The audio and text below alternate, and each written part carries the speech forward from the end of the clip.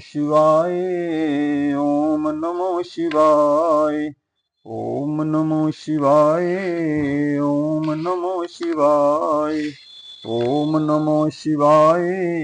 ओम नमो शिवाय। हे भक्तों, ब्रह्मा और विष्णु द्वारा शिवलिंग के आदि अंत की खोज का छठा अध्याय का महत्व सुनिए। हे भक्तों, ब्रह्मा जी बोलते हैं, जब विष्णु और ब्रह्मा में बहुत युद्ध हो रहा था, तो उस युद्ध के बाद श्री शंकर भगवान जी परस्पर ये देखकर प्रलय काल बड़वाग्नि के समान शिव जी अचानक उस स्थान पर प्रकट हो गए हैं।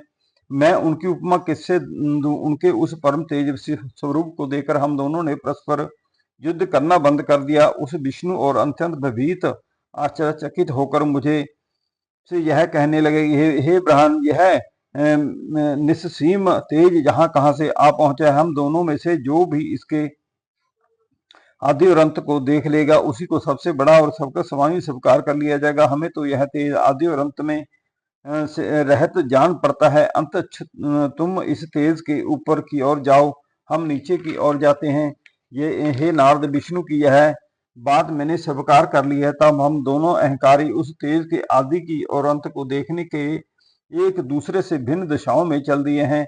हे पुत्र, जो कार्य अहंकार की अवस्था में किया जाता है वह कभी पूर्ण नहीं होता, उसका फल भी अच्छा नहीं मिलता है। जब तक मनुष्य अहंकार को नहीं त्याग देता, तब तक उनका कार्य सिद्ध नहीं हो सकता है। हमारे और विष्णु के इस चरित्र को जो मनुष्य प्रातः काल हाथ पांव धोकर ध्यान में लाता है, उसे इस लोक से सुख, आरोग्य, परलोक में श्रेष्ठ गति की प्राप्ति होती है। नारद, हम और विष्णु एक दिव्य शस्त्र वर्ष पद उस दिव्य ज्योति के आदि और अंत को ढूंढते रहे, परंतु हम दोनों में से किसी को भी उसका कुछ पता ना चला। अस्तु, हम निराश होकर अपने स्थान को लौट पड़े हैं। परंतु तभी एक आश्चर्य की बात हुई कि जिस स्थान से हम चले थे वह हमें बहुत ढूंढने पर कहीं दिखाई नहीं दिया। अंत हमें एक 76 दिव्य वर्षों का समय अपने स्थान को ढूंढने में लग गया। उस समय हमें इस बात का भली प्रकार ज्ञान हो गया कि हमारे ऊपर भी कोई बड़ी शक्ति है जो सबसे उत्तम और पुरातन है। वह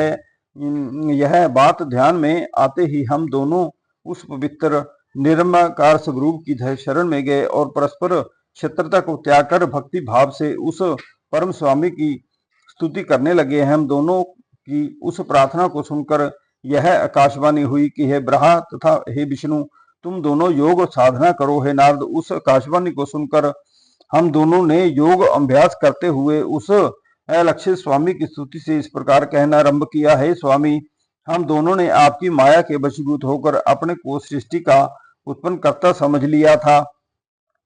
अब हम अपने अभिमान को त्याग कर आपको दंडवत करते हैं। आप हमें अपना सेवक जानकर कृपा कीजिए, प्रकट होकर हमें अपना दर्शन दीजिए। जिस समय हम लोग इस प्रकार स्तुति करते थे, उसी समय हम दोनों को गुड़ शब्दों में किसी ने कुछ प्रेरणा दी, परंतु हम उसके तात्पर्य को नहीं समझ पाए हैं। अब हमने दंडवत करते हुए प्रार्थना की है, प्रभु, हमारे मुख साकार रूप में प्रकट होकर आप दर्शन दें, क्योंकि आपकी गुड़ प्रेरणा को समझाने में हम दोनों ही असमर्थ हैं। हमारे इस प्रकार कहते ही भगवान सदाशिव ने साक्षात प्रकट होकर हमें अपना वह स्वरूप दिखाया जिसके दर्शन पाकर संपूर्ण संसार मोहित हो जाता है।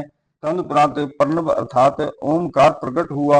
भगवान सदाशिव की माया जानने में समर्थ होने के कारण हम उसे भी समझने में असमर्थ रहे। कुछ देर के पश्चात जब प्रणव के 4 भाग हुए, उसके भीतर से सगुण रूप भगवान त्रिशूल पानी प्रकट हुए। उस समय हमने यह समझा कि इस प्रणव को जो आकार ओंकार मकार अक्षर है, उसके नाद और बिंदु का यह अर्थ है। पहला अक्षर अर्थात अंकार लिंग की ज्योति है। दूसरा अक्षर ओंकार उस ज्योति का मध्य है जो आदि मात्रा नाद स्वरूप है। वह उस लिंग ज्योति का मस्तक है। जो बिंदु है वह संपूर्ण लिंग का ज्योति स्वरूप है। उसका वर्णन अन्य प्रकार से इस प्रकार किया जा सकता है। ओंकार से ऋग्वेद, ओंकार से यजुर्वेद, मकार से सामवेद, नाद से अर्थवेद तथा बिंदु से ब्रह्म विद्या का स्वरूप बना है। वह इस संपूर्ण सृष्टि में सर्वोत्तम है, उसी को वृषातन कहा जाता है। उस प्राणी में तीनों लोकों की स्थिति है, वह कभी नष्ट नहीं होता है। बराह से लेकर तृण पर्यटन सभी जीव और वस्तुएं उसमें स्थित रहती हैं। ढूंढने पर भी पर्णव के लिंग को प्राप्त नहीं किया जा सकता।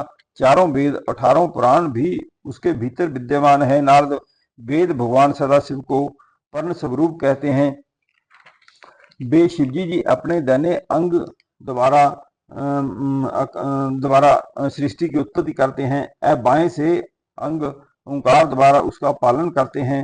पर्ण स्वरूप शिव के हृदय में जो मकार है, उसके प्रलय का पर्दाभार होता है। वर्णमाला में संपूर्ण अक्षरों से भगवान सदाशिव का शरीर अलंकृत है। अक्षरों से अलंकृत शिवजी जी का जो शरीर है, उसका स्मरण करने से अत्यंत प्रसन्नता की प्राप्ति होती है।